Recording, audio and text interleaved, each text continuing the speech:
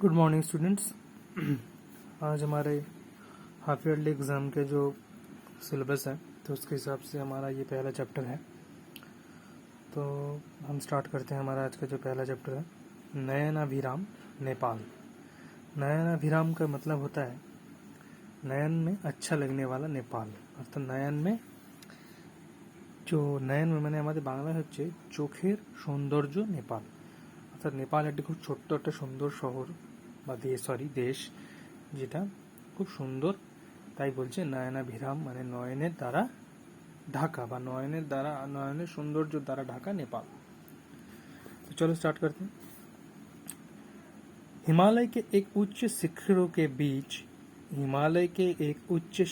के बीच स्थित नेपाल ऐसा प्रतीत होता है माना नगराज हिमालय ने बड़े लाड़ प्यार से इसे अपनी गोद में बैठा रखा है।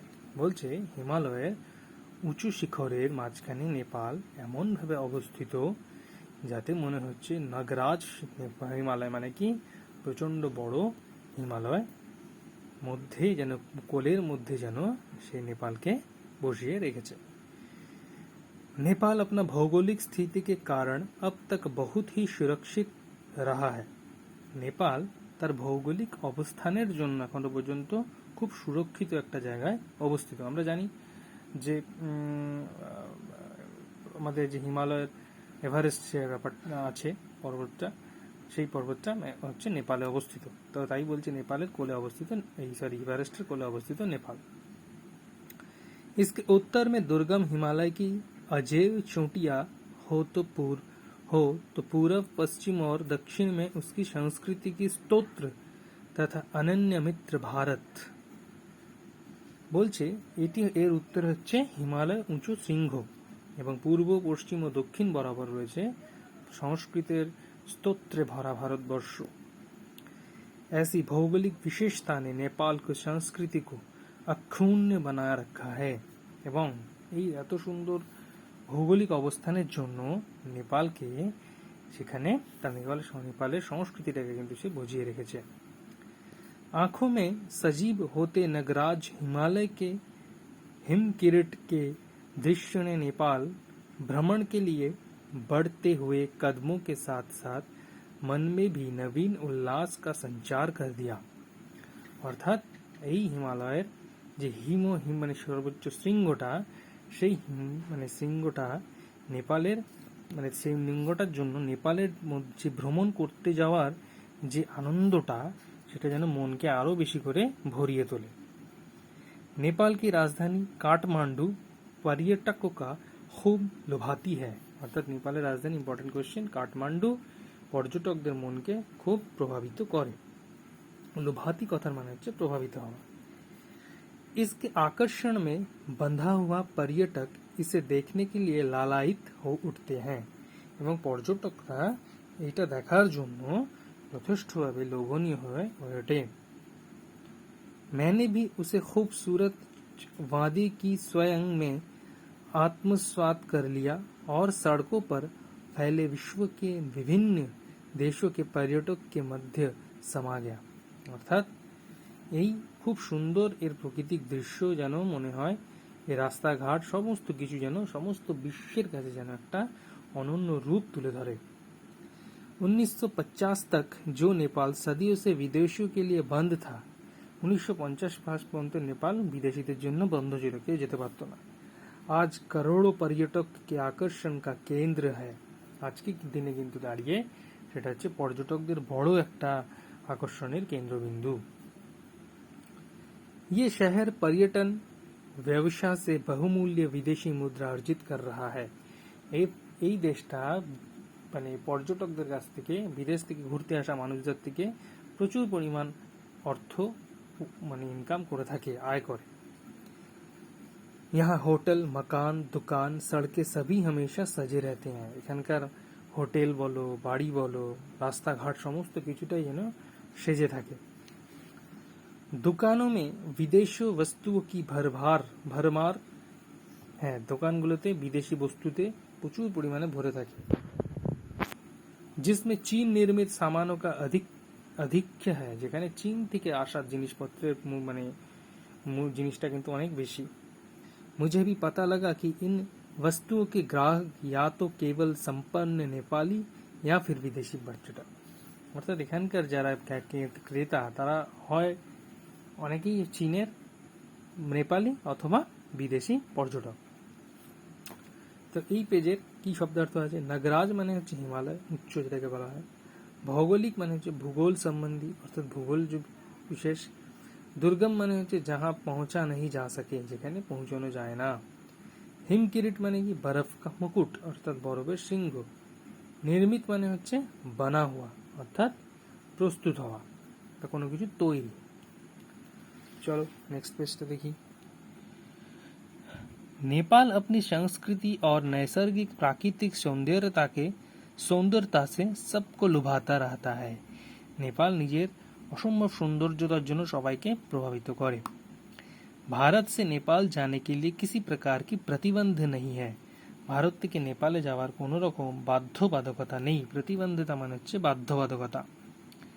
मैं बाजार से निकलकर नेपाल के सचिवालय की ओर पहुंचा। আমি বাজার থেকে বেরিয়ে নেপালের সচিবালয়ের দিকে গেলাম। মানে নেপালে সবসময় ভারত প্রত্যেকটা নিয়ম হচ্ছে প্রত্যেক দেশের একটা করে সচিবালয় থাকে।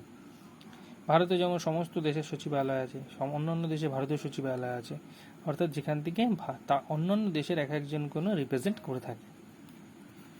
पूर्व में ये राजमहल था, किंतु काफी दिनों से इस नेपालों का सचिवालय बना दिया गया है। आगे ছিল এটা নেপালের রাজমহল, কিন্তু এখন এটা হচ্ছে ভারতের সচিবালয়। इसको अंदर 1800 कक्ष है, অর্থাৎ এখানে 1800টা ঘর, जिससे इसकी विशालता का अनुमान लगाया जा सकता है, যার দ্বারা এর বড় কত বড় সেটা বোঝা যায়। बाजार के मध्य महारानी के नाम एक बहुत ही सुंदर उद्यान बनाया गया है। बाजारे महारानी नामे एक सुंदर बागान बनाना হয়েছে। बालाजू की धाराओं के चोरों और सुंदर कुंज तथा तैराकी के लिए सरोवर में आप जल क्रीड़ा का आनंद ले सकते हैं। সেখানে কি প্রচুর পরিমাণে নতুন নতুন ঘর, উঁচু উঁচু ঘর এবং জলর এখানে পুকুর, সাঁতার কাটা সবকিছুর আনন্দ নেওয়া যাবে। संपूर्ण नेपाल में मंदिर, स्तूप और मठ भरे पड़े हैं। পুরো নেপালে প্রচুর পরিমাণে স্তূপ, প্রচুর মঠ, সমস্ত কিছু অনেক। बागमती के तट पर स्थापित पशुपतिनाथ का मंदिर, অর্থাৎ বাগমতীর নদীর কাছে এখানে পশুপতিনাথ মন্দির, বিখ্যাত নেপালের পশুপতিনাথ মন্দির। 13वीं शताब्दी में बना था, 13 শতকে তৈরি হয়েছিল। इस मंदिर का ऊपरी कलश ठोस सोने का बना है। এর উপরে যে কলসটা আছে যেটা, এটা হচ্ছে সোনার নির্মিত। यहाँ लाखों की संख्या में पर्यटक प्रतिवर्ष आते हैं। এখানে প্রতিবার লক্ষ লক্ষ পর্যটক কিন্তু ঘুরতে আসে। इसके अलावा पहाड़ी के ऊपर स्वयं भूनाथ का बौद्ध मंदिर 2000 वर्ष पुराना है। এখান থেকে 2000 বছর পুরনো বৌদ্ধনাথের মন্দির কিন্তু পাহাড়ের উপর অবস্থিত। शिक्षा के प्रति जागरूक नेपाल में विश्वविद्यालय, मेडिकल कॉलेज, इंजीनियरिंग कॉलेज तथा अनेक शिक्षक संस्थाएं शिक्षक का प्रचार प्रसार में लगी हुई है। শিক্ষা কিন্তু প্রচুর বিশ্ববিদ্যালয়, ইঞ্জিনিয়ারিং কলেজ, ডাক্তার সমস্ত কিছু পড়ানো কিন্তু হয়ে থাকে। नेपाल में साक्षरता की दर बढ़ी रही है। नेपाले প্রচুর পরিমাণে লোক শিক্ষিত। नेपाल की कुल आबादी का बड़ा हिस्सा साक्षर है। नेपाले अधिकांश মানুষই কিন্তু শিক্ষিত। नेपाल विकासशील देशों की कतारों में खड़ा है। नेपाल হচ্ছে উন্নত দেশগুলোর মধ্যে লাইনেই কিন্তু আছে। कतार মানে হচ্ছে লাইন। इसकी भौगोलिक स्थिति जो इतनी महत्वपूर्ण है कि भारत, अमेरिका, रूस, फ्रांस, ब्रिटेन, चीन आदि सभी देश करोड़ों रुपए की आर्थिक सहायता लेते रहते हैं। আমেরিকা, চীন, রাশিয়া, ভারত প্রত্যেকটা দেশ কিন্তু একে অর্থনৈতিকভাবে সাপোর্ট করে। नेपाल मुख्य रूप में कृषि निर्भर है। नेपालेর প্রধান জিনিস হচ্ছে এখানকার কৃষিকাজ। ये देश कालीन, कपड़े, चमड़े के बनाए सामान, जूट निर्मित सामान तथा अनाज के निर्यात से विदेशी मुद्रा अर्जित करते हैं। এখানে কি করা হয়? প্রচুর পরিমাণে কাপড়, চামড়া, পাট সমস্ত কিছু বিক্রি করে কিন্তু এরা প্রচুর টাকা ইনকাম করে। नेपाल प्रकृति और वन संपदों की दृष्टि से अत्यंत संपन्न है। প্রকৃতি এবং অন্যান্য দিক দিয়ে খুবই এটা বিখ্যাত। यहाँ का राजकीय चितवन राष्ट्रीय उद्यान, এখানকার রাজকীয় জিনিস হচ্ছে কিন্তু রাষ্ট্রীয় উদ্যান বা বাগান। विश्व के सबसे प्राचीन संरक्षित वनों में से एक है, এখানকার বিশ্বের প্রাচীন সংরক্ষিত বনগুলোর মধ্যে একটা কিন্তু এখানে অবস্থিত। ये वन नेपाल के दक्षिण मध्य के तराई प्रदेश में स्थित है, ये वनটা নেপালের দক্ষিণ মধ্যে কিন্তু অবস্থিত। प्राचीन काल में इस महाराजाओं के शिकार के शौक पूरा करने वाले के लिए इस्तेमाल किया जाता था। प्राचीन काले রাজাদের শিকার করার শখটা পূরণ করার জন্যই কিন্তু এখানে বেসিক্যালি রাখা হতো।